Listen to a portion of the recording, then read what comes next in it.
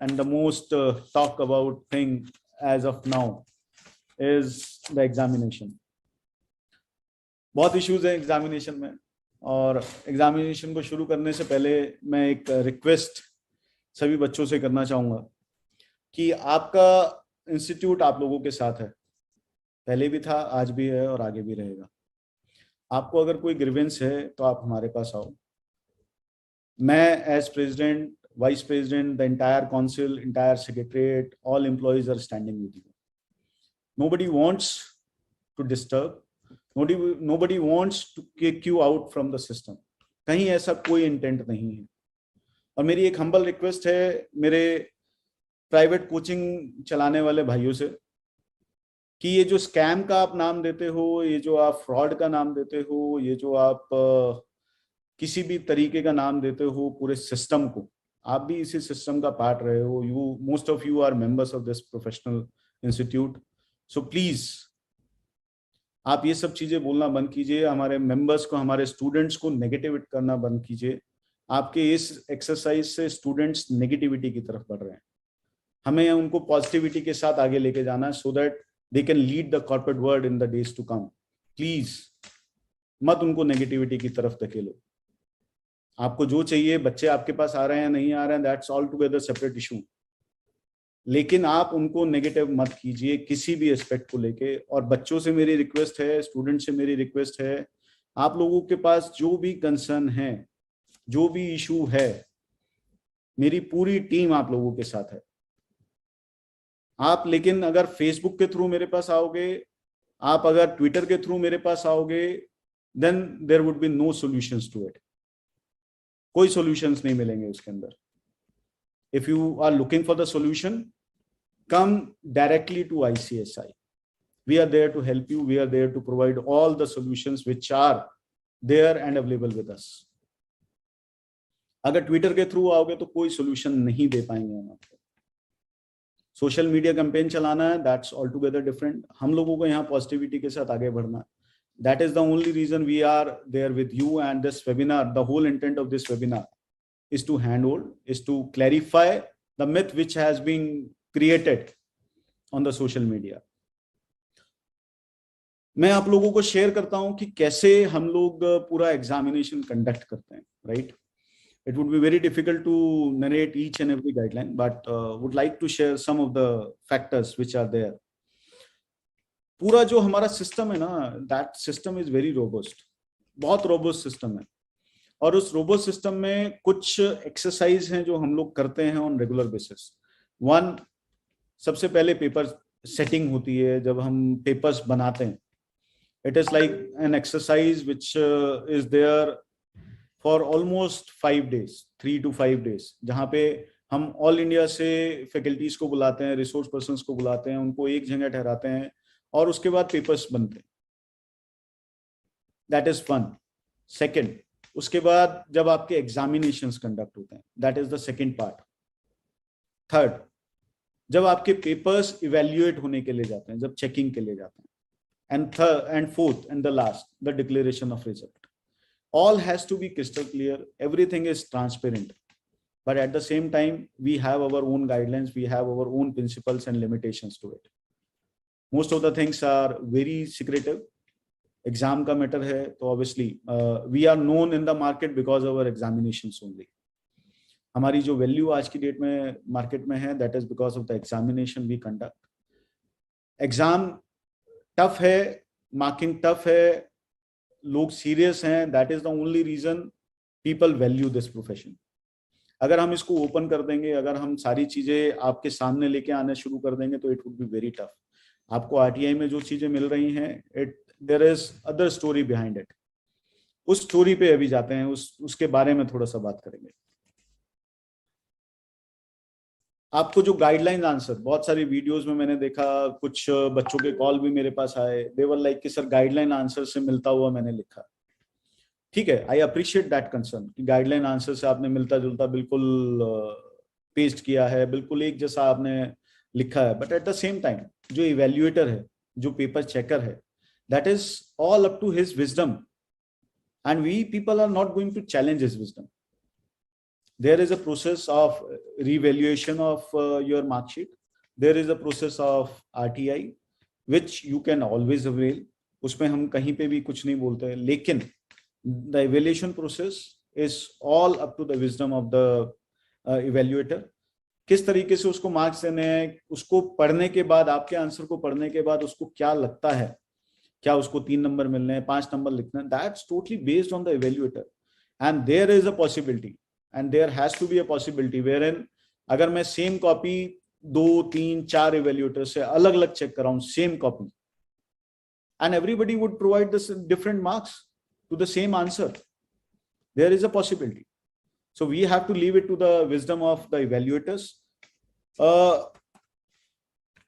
जब हम evaluation की बात करते हैं ना, मैं आपको एक चीज यहाँ पे क्लियर करता हूँ. जब हम इवैल्यूएशन की बात करते हैं तो हमारी कुछ गाइडलाइंस हैं जो हम लोग इवैल्यूएटर्स को देते हैं कि उस गाइडलाइंस के हिसाब से आपको इवैल्यूएट करना, right? That is one. Second, जब मार्क्स आते हैं हमारे पास, जब पेपर्स चेक होके वापस आते हैं, उस टाइम पे हम लोग एक एवरेज काउंट करते हैं सभी पेपर्स का, हर सब्जेक्ट का.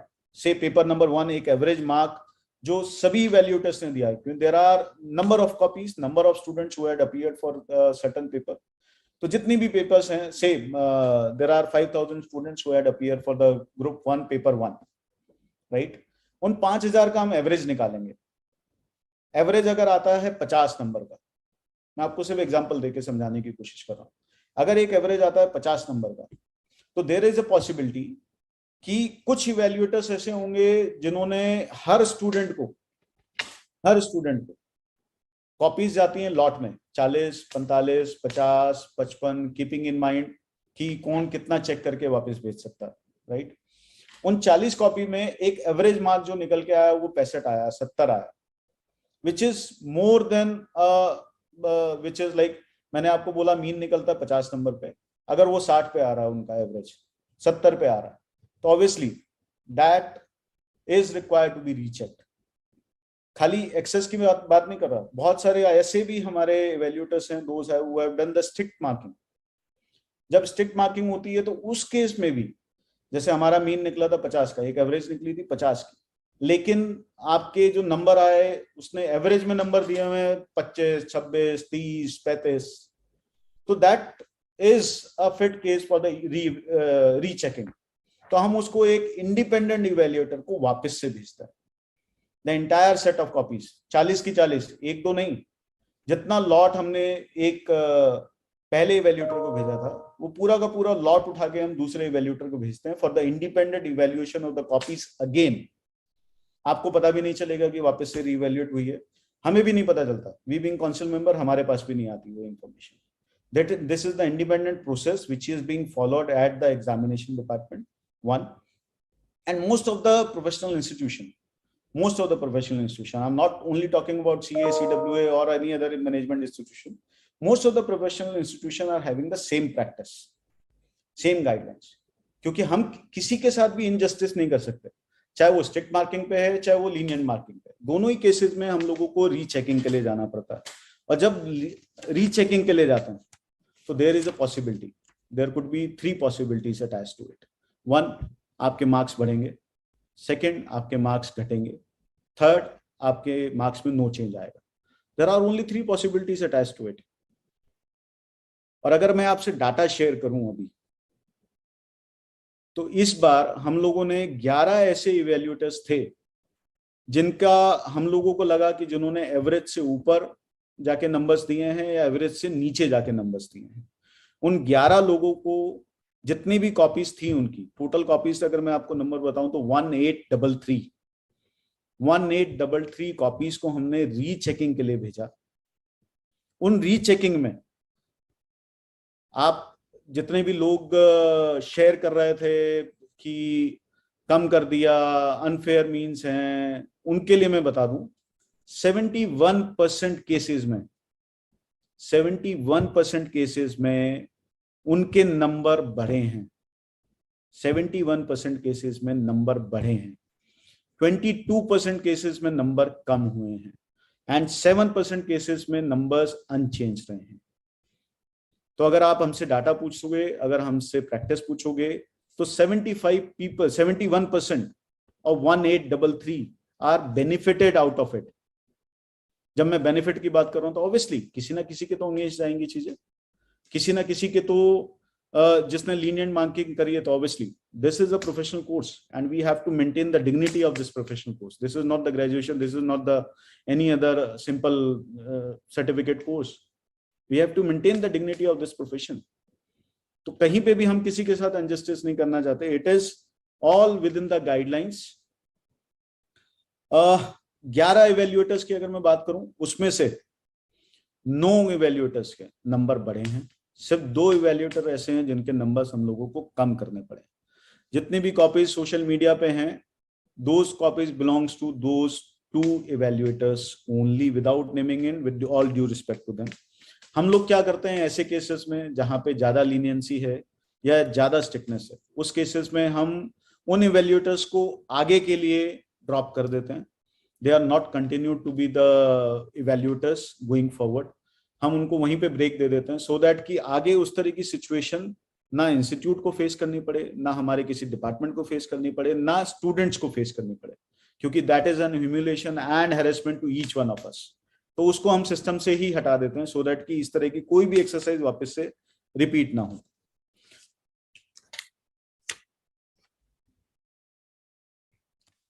आप सब लोगों को पता है कि यहाँ पे इवैल्यूएशन रिवैल्यूएशन का प्रोसेस है। अगर आप में से किसी को भी लगता है कि आप सेटिस्फाइड नहीं हो, तो आप हमारे पास आ सकते हो।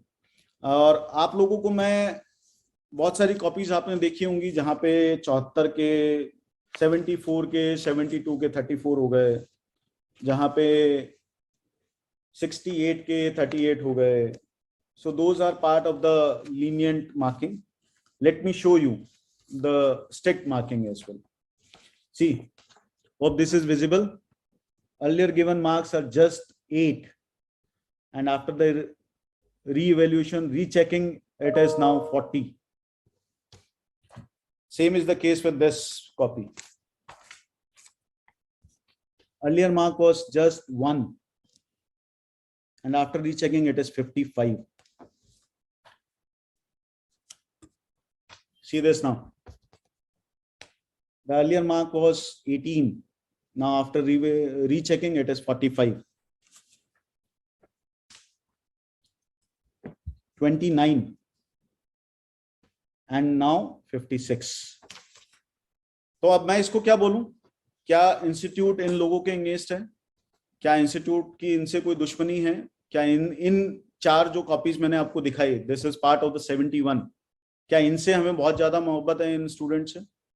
और जो 22% का हिस्सा बने, जो लीनियंट मार्किंग का हिस्सा बने, क्या उनसे इंस्टीट्यूट को दुश्मनी है?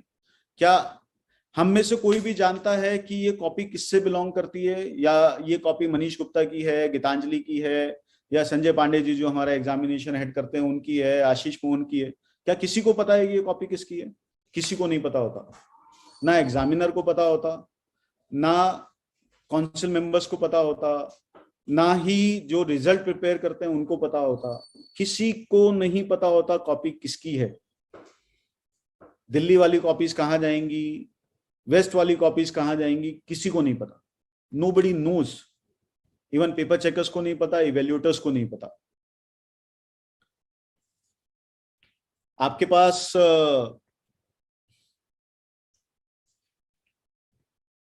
ये मैंने आपको बताया है, तो आप लोग बिल्कुल भी इस मिथ में मत आइए जो भी आपके सोशल मीडिया पे चल रहा है कि इंस्टीट्यूट में स्कैम है, इंस्टीट्यूट में फ्रॉड है, इंस्टीट्यूट में लोगों के मार्क्स के साथ छेड़खानी होती है। कुछ नहीं होता ऐसा।